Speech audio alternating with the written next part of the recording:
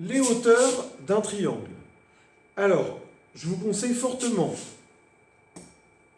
pour éviter d'avoir des hauteurs qui vont être à l'extérieur du triangle, je vous conseille fortement, puisqu'on reste dans des objectifs limités assez simples dans un premier temps, aujourd'hui on va s'intéresser juste aux hauteurs qui restent à l'intérieur du triangle. Donc pour ce faire, pour ne pas avoir de mauvaise surprise, je vous conseille de faire un triangle qui ne soit pas aplati, qui ait du volume à l'intérieur. Donc c'est-à-dire, grosso modo, quelque chose qui ressemble à ça. Évitez les triangles isocèles ou équilatéraux, voilà, ou même rectangles.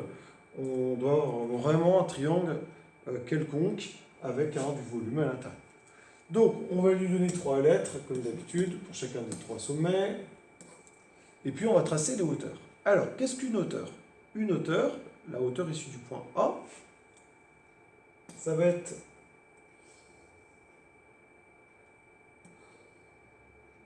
le segment qui part du sommet A et qui va être perpendiculaire au côté opposé. Alors pour s'assurer justement que ce soit bien perpendiculaire au côté opposé, regardez ce que j'ai fait.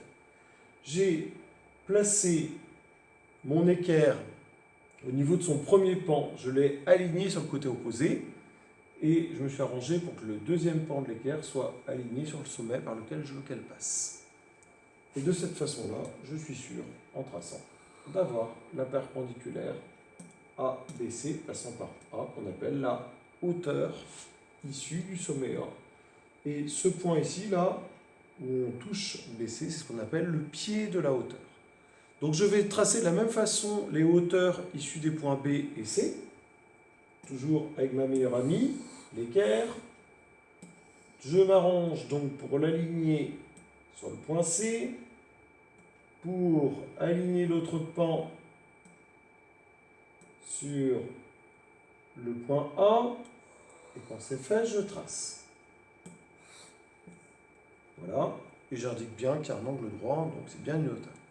Dernière hauteur,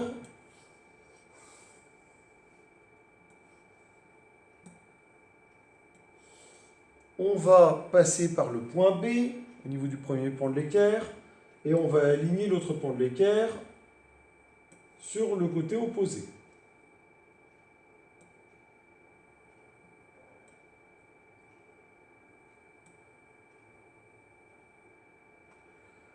Quand c'est bon, là je trouve que c'est pas mal, on va pouvoir tracer la dernière hauteur. Où je suis sûr que je ne me suis pas planté, c'est que vous voyez qu'elles sont bien concurrentes, elles se coupent en un même point, ici, donc il n'y a pas de jour. Donc là, contrairement tout à l'heure aux bissectrices, on voit bien le tracé net et il est validé. Comment appelle-t-on le point de concours des 3 hauteurs? En général, on l'appelle H et on l'appelle l'orthocentre. Voilà, vous avez tout pour les hauteurs. On va pouvoir maintenant se retrouver sur les médianes qui vont être les dernières droites remarquables dans un triangle que nous allons apprendre à tracer.